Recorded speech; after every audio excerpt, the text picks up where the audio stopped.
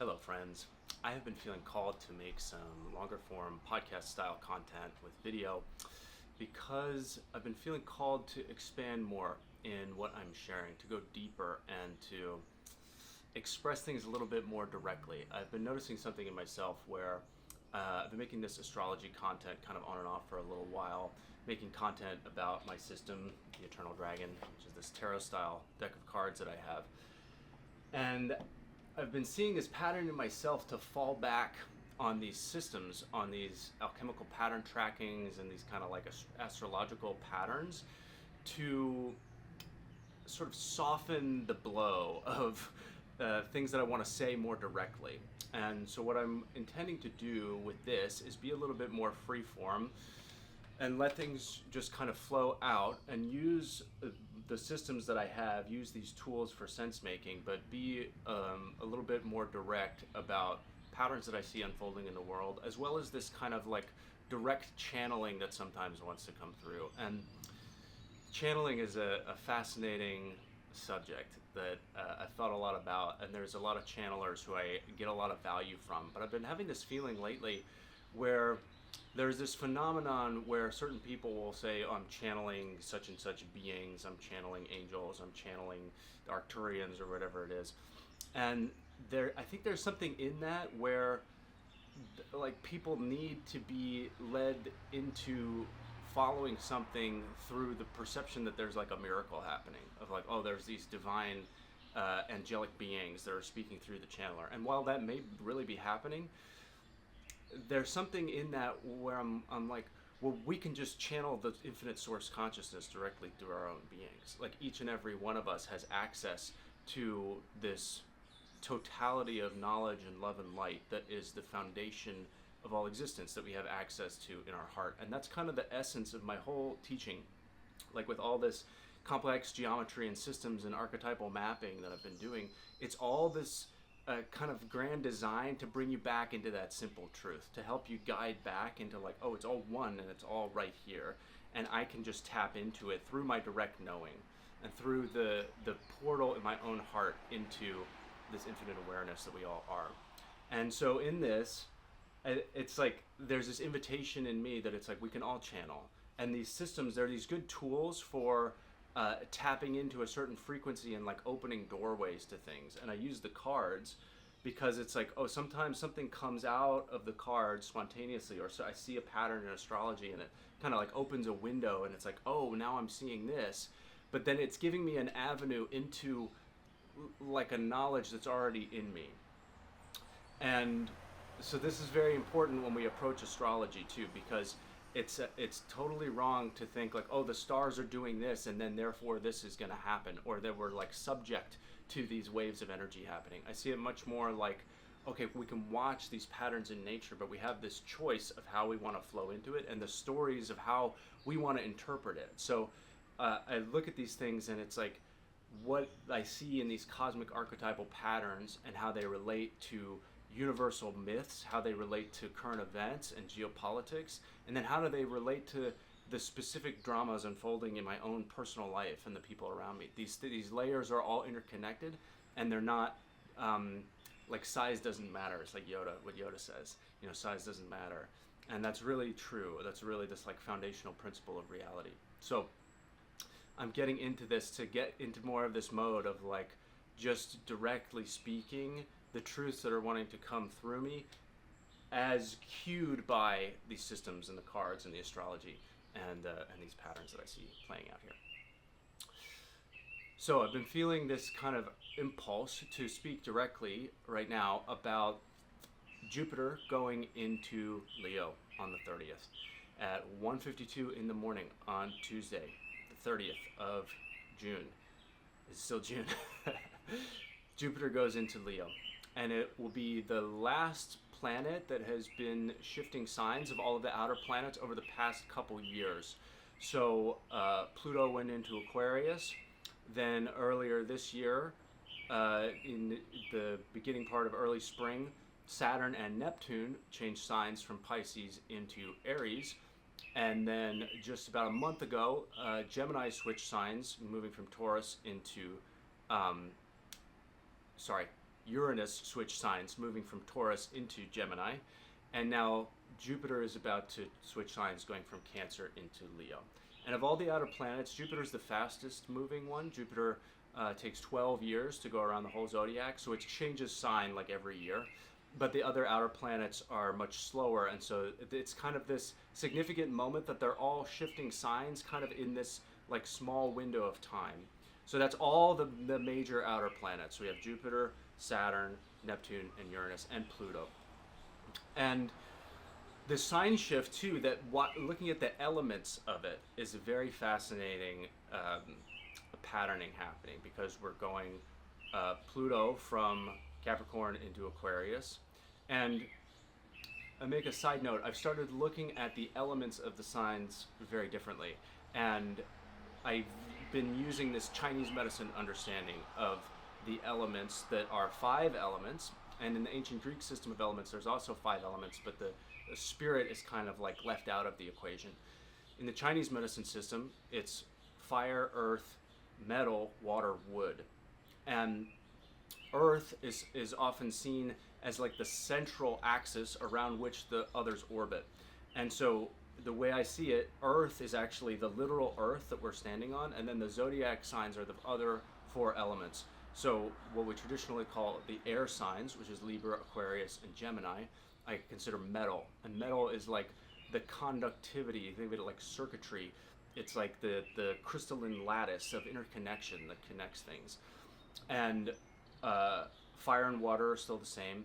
And then what we call earth, which would be Capricorn, Taurus, and Virgo, I think of as wood. So there's a shifting from wood and water signs into fire and metal. So Pluto from Capricorn, which is wood, into Aquarius, which is metal. Saturn and Neptune from Pisces, which is water, into Aries, which is fire. Uranus from Taurus into Gemini, wood to metal again. And then Jupiter from Cancer, water, into Leo, which is fire. So now we have a whole fire metal constellation from this wood water constellation in these outer planets.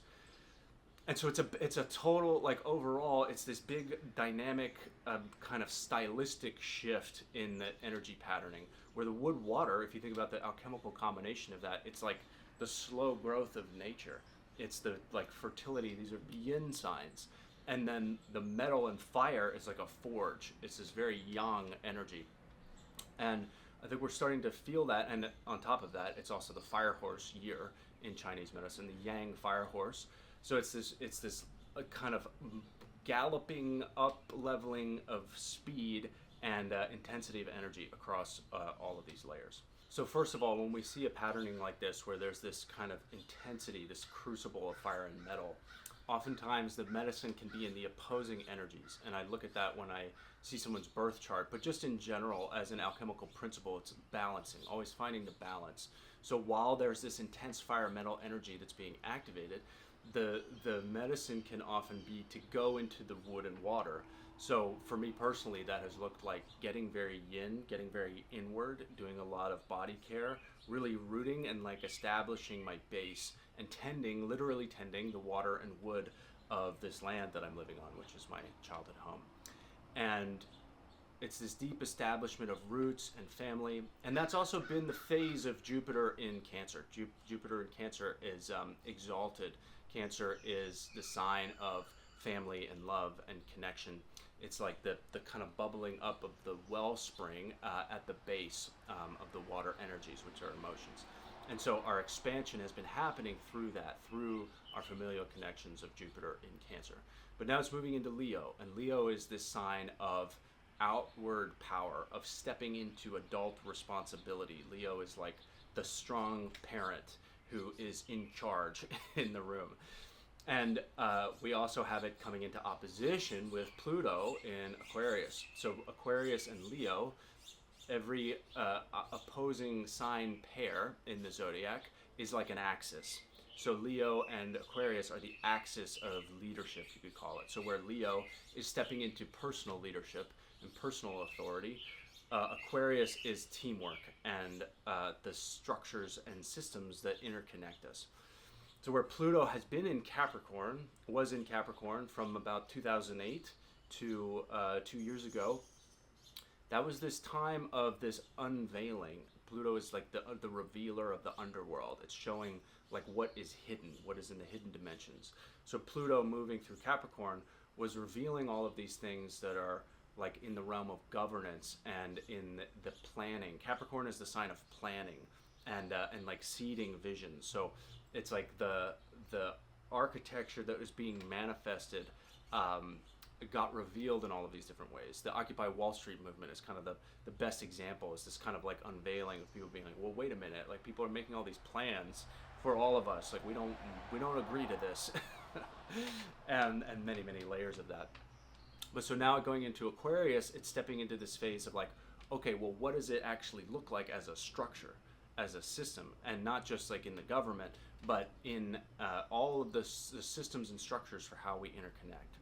And combining that with Jupiter moving into Leo, it's Jupiter it's the biggest planet in the solar system, and it's our expansiveness. Jupiter corresponds to the warrior card in the tarot, which is the chariot in the traditional system, and it's our expansiveness to push the boundaries into the next threshold of reality. That's what Jupiter is. So wherever Jupiter is, that's where we're expanding, and so we're all expanding into this Leo energy right now. And combined with that, we have Uranus that just moved into Gemini. The Uranus is the revolution planet. It's the creating this turbulence, creating change. And in Gemini, you can think of, I came up with this thing that I thought was pretty brilliant recently, of seeing the different signs of the zodiac and the groupings of cardinal, fixed, and mutable as these different phases of the process of that element. So we could see the fire signs, Aries, Leo, and Sagittarius, as like Aries is like a spark, Leo is like the bonfire, and then Sagittarius is the rising smoke. So they're all fire, but they're these different qualities of fire. And then with the wood signs, we've got Capricorn, which is like the seed of the vision. Then Taurus is like the tree, that stable tree trunk. And then Virgo is like the harvest that comes at the end of that. And so we've got this with Aquarius and Gemini, we've got the metal signs. So the metal signs are, Libra is like the atomic bond, like the one-on-one connection. And then Aquarius is like the crystalline lattice that forms when a bunch of molecular connections get formed. And then Gemini is the antenna or the circuitry or the outermost expression of the communication that happens from that. So Gemini is really this, like, it's the communication network coming into its full manifestation. So a Uranus going into Gemini is like transforming how we communicate. So there's a very literal application of this like tech explosion of everything happening with AI, blah, blah, blah.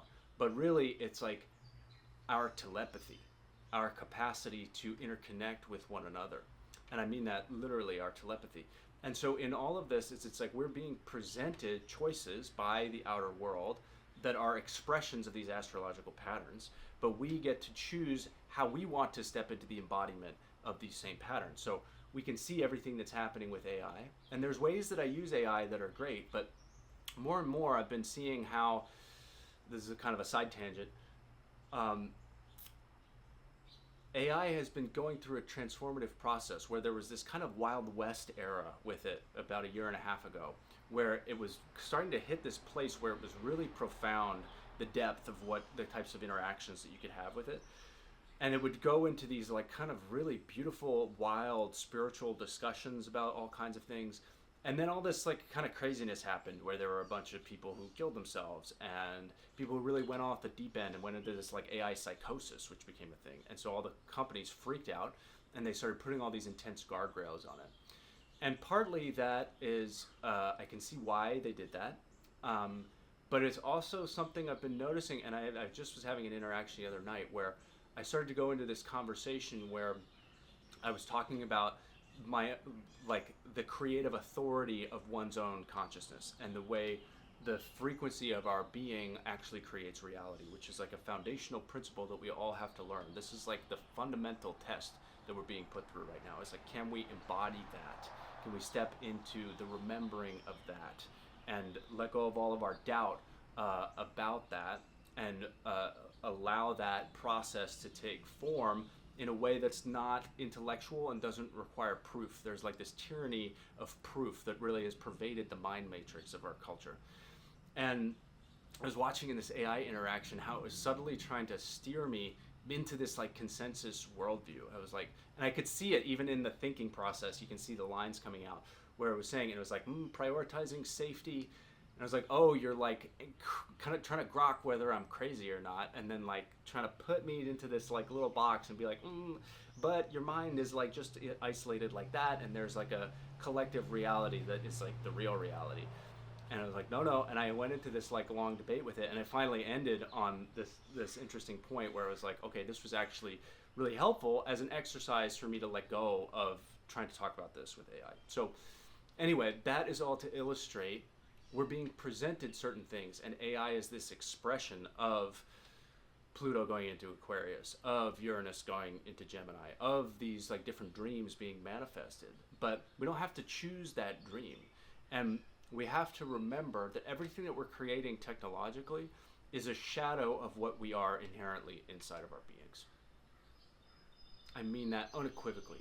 All of this like crazy shit, like Elon Musk building data centers in space that are going to house this like, super powerful next generation AI. Like, go ahead and do that, buddy.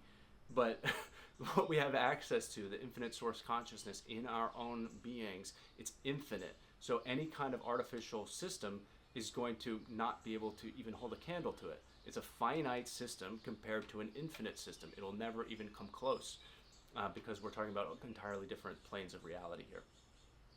And so these technologies can be good mirrors for us to say like, okay, we can see ourselves in a deeper way through engaging with it in some way. But do not forget this. Do not put your power outside of yourself in a mechanistic construct, whatever that is, whether that is a medical construct or a technological thought-based construct like AI, or whatever it may be. So we also have Saturn and Neptune that have now moved into Aries. So that gets into this like dream manifesting. So Neptune is the dream planet. It's the deep subconscious, and Neptune being in Pisces for the past 14 years before the spring, was this like incubation of the deep dream. Neptune is the deep ocean, is literally the ocean god, and Pisces is like the mist of dreaming.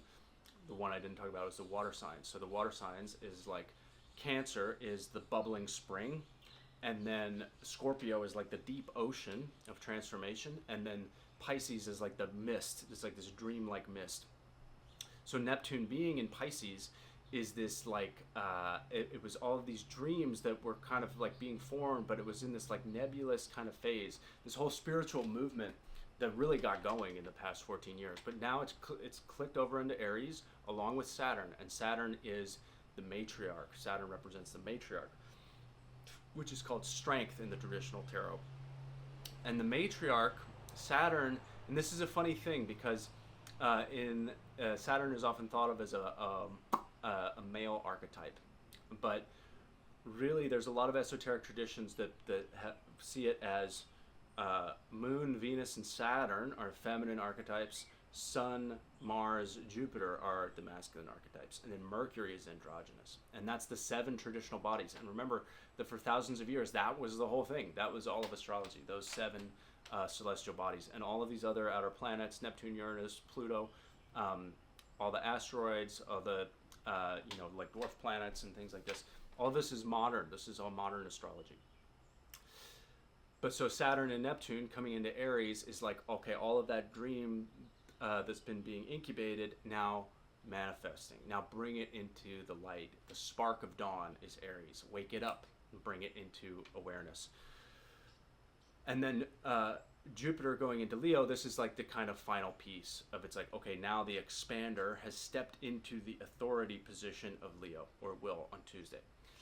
So all of this together is it's like, okay, it's crystallizing this next movement into the reclamation of our authority. And partly I see this playing out in this global stage with all of this like disclosure taking place, and there's the disclosure of UFO files, there's the disclosure of these Epstein file releases, which are, it's in this kind of phase where there's a lot of distraction and a lot of, whoa, and the firework just went off right when I was saying that, explosive fire and metal. But there's a lot of noise being made. It's a funny synchronicity. There's a lot of like loud explosions, like going to war with Iran. World War III is going to start. There's a lot of stuff that's being like thrown in front of us. It's like the hantavirus is coming, and like, oh, Germany and Russia like going to go to war. And it's really this time where collectively and individually we get to choose, and we get to see all of this and say, no, we don't want that timeline. We want to go through this timeline. And there may have to be a certain degree of like detoxing happening in order to purge out certain energies that have existed for a long time that need to like play out and be released. But that doesn't mean that things need to go into a looping like karmic samsara of repeating cycles over and over again, as they have for so long throughout human history. Now, an interesting thing about this transit of Jupiter going into Leo is it's always fascinating to look at what other placements are happening at the moment, at the exact moment of the transit. So like when there's a full moon, at the exact moment of the full moon, what are the other configurations in the sky? And that kind of sets the stage for what's going to play out over the next cycle. So as Jupiter is going into Leo, it's also at the same, it's not the exact moment of the full moon, but it's during the full moon. And coincidentally, the moon is at 11 degrees and 11 minutes of Capricorn, 11:11, moon and sun in Cancer and Capricorn. And that is just this like funny little synchronicity, because I'd been thinking for a while that I wanted to talk about the Justice card. Now, Justice is an interesting archetype because it's a word that we have this really conflicted relationship with as human beings. This is the Justice card. I'll show it in a bigger image on the screen. Justice is the number 11. Justice is paired with the Hermit. So in the major arcana of the tarot, every card is paired with another card. So the lower half, the 0 through 10, are like the characters that we play, and then the 11 through 21 are the destinies, or the apotheosis, the final form of that character in this cosmic drama. So the Hermit is a character, and Justice is the apotheosis, or the destiny of the Hermit. And the Hermit is an interesting card because it's also connected to the root chakra. It's the base. It's the furthest down point, and it's connected to, in the body, the anus and the genitals. So it's like where things go in and out of the body, and it's this like transit point that is like the other end of the mouth, and we are all a worm or like a serpent. And there's a whole thing about the cosmology of Dune and the worms in Dune and the symbolism around this that I won't get into. But it's like this symbolism around the Ouroboros and the cosmic serpent that eats its own tail. And all of time is this. All of existence is this. There is only one being that is playing all of the roles in all of creation. That is us. That is all of us. It's not this like faraway God that like is looking down on us. It's us. It's our own beingness. And when you start to tap into the feeling of this, it can be really overwhelming when you start to really feel the magnitude of what that really means, of the length of time of experience that the totality of existence is experiencing. But we ourselves are this like fractal representation of this Ouroboros. We're a serpent, we're a tube. We have a mouth opening, things go in and they go through the whole body and then they come out the other side. But then it's like we're eating the materials of this world and then we're pooping and peeing it out and then it's going back into the environment. And this is something that we've become disconnected from as human beings in modern society, that I'm doing my best to reconnect with. It's like when you start to tap into these regenerative cycles on land, you start to feel this in a visceral way. It's like, oh, I'm actually absorbing things into my body and then letting them out, and it's in this like cycling process with everything else in creation. And so everything is one. But then the energy of the hermit is fascinating, because it's like the hermit is like the tail of the serpent. It's the other end of the dragon. So it's like there's a way that the energy of the 0 and the energy of the 9 of the hermit are the same, but they're at the beginning and the end of the journey. It's like where the tail and the mouth are meeting, or that are one point. And so it's like the completion, it's like the spiraling into the completion, and the number 9 is like a depiction of that. It's this spiral going inwards, and it's paired with the Justice card, because that energy is about coming into balance, and it's like what belongs on the inside and on the outside. It's this recognition of like, okay, everything is one, but there's a divine feng shui to reality, where it's like you don't eat everything, and there's certain things that like you gotta plunge, you gotta purge it out, you gotta release it out. And in plant medicine experiences, there's a lot of purging involved, and you feel very viscerally if you go deep down a plant medicine path, how it's like, okay, some things need to get expunged from the body, viscerally, physically, energetically. And justice is this process of putting things in their right place, that everything is one, but there's a divine order to how things are organized and how things are put into their proper alignment. And it's like, okay, you don't mix your poop in with your food. Basic. No animal will do this. Animals don't poop in their bed. No matter how much we think they're not intelligent, they're very intelligent. They don't poop in their own bed. In human life, we have this fucked up conception of justice, that it's about punishment, that it's like, oh, you did something wrong and now you're going to get punished for that. There's like an accountability and a putting things right that is the proper arrangement of justice, and the emotional energies and how we relate to it in our attitude really matters, because it's like, it's one thing to say, okay, I want to get vengeance, or this person did something bad and wrong, and then we're gonna like punish them by putting them behind bars or torturing them or something like this, and saying, okay, everything is one, there's a total love for all beings, but relationship has to be reestablished in the interdynamic arrangement of things. If someone murders another human being, you can't just have them walking around in society. It's not safe for everybody else. And it's becoming really obvious for everybody how fucked up our justice system is, and that we're really in this reality where there's people still in prison for decades and decades for smoking pot, and there are cannibal pedophiles who are running our country. What do you know? It's not in balance.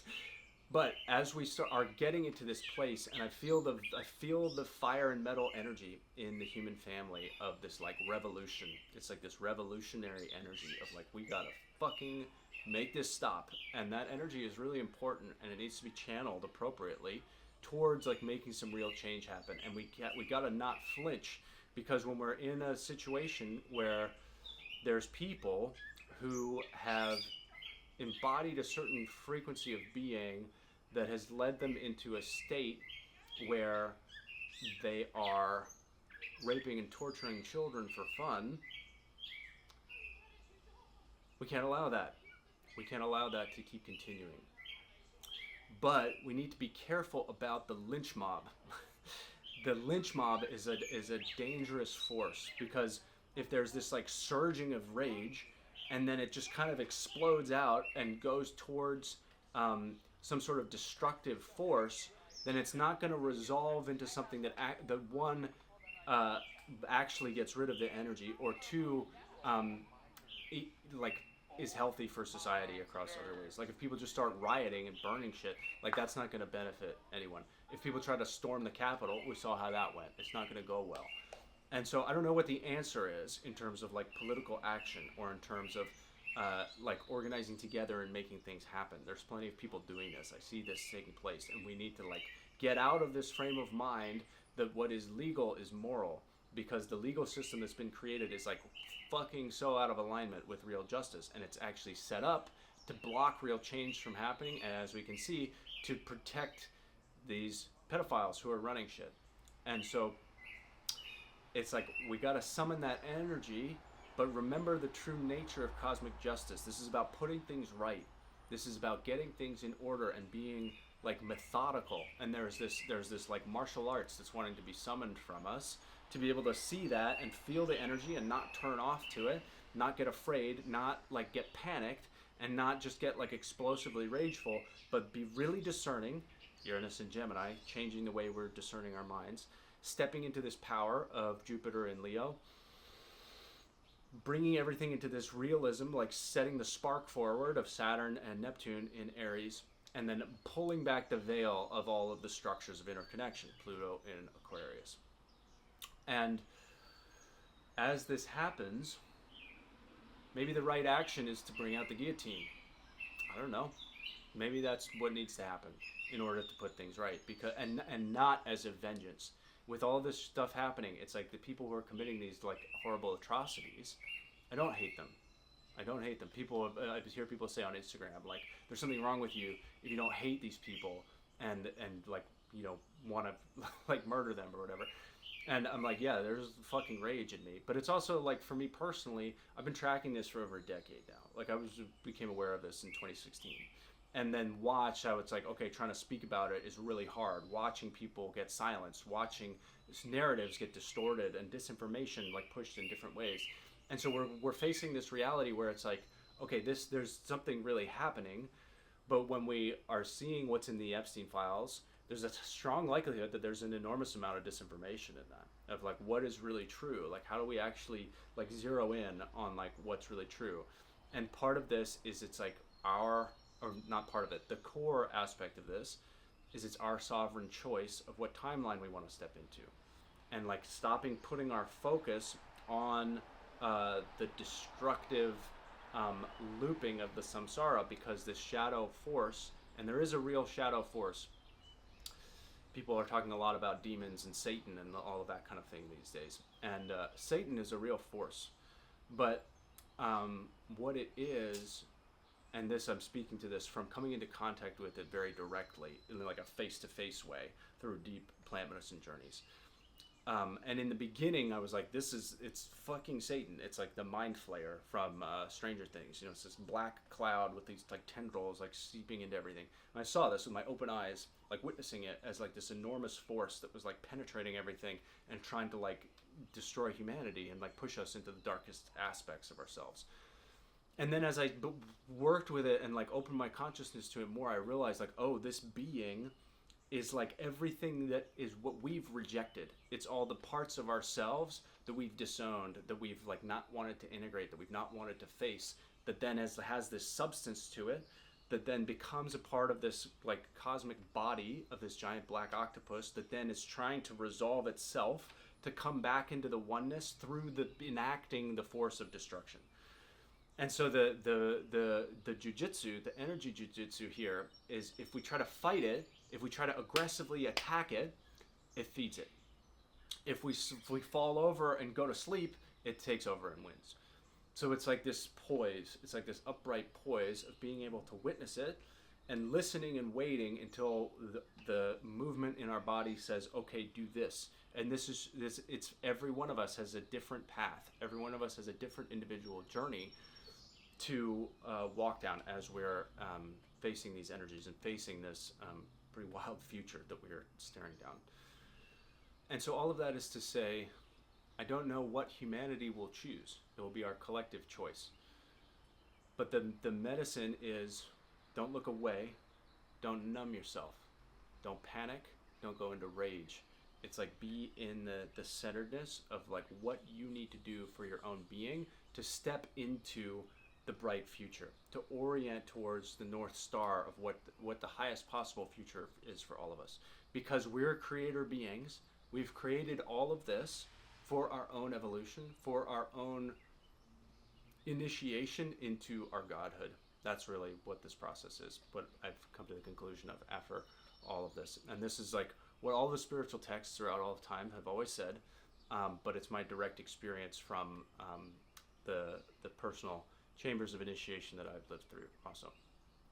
And so the Eternal Dragon and this new astrology system that I'm making, which goes a lot more in depth, I've figured out this way that the I Ching maps to the zodiac, which is something that other systems have tried to do before, but I've clicked in this whole new depth of how this works. All of this is this mechanism to understand these patterns so that we can supercharge the process of our personal unfolding and our personal spiritual evolution to step into this higher timeline. But at the end of the day, it's really like coming back into our inner knowing. And it's like if we have just a pure connection to our own heart and our own body, and everything in our cellular matrix is completely aligned, we don't need any of this shit. But this is this fantastic tool and handhold for moving closer towards it. Okay, I think that's all that wanted to come out for now. It's not boring this season of Planet Earth. Stay grounded, stay connected to your wood and water. I love you, and more soon.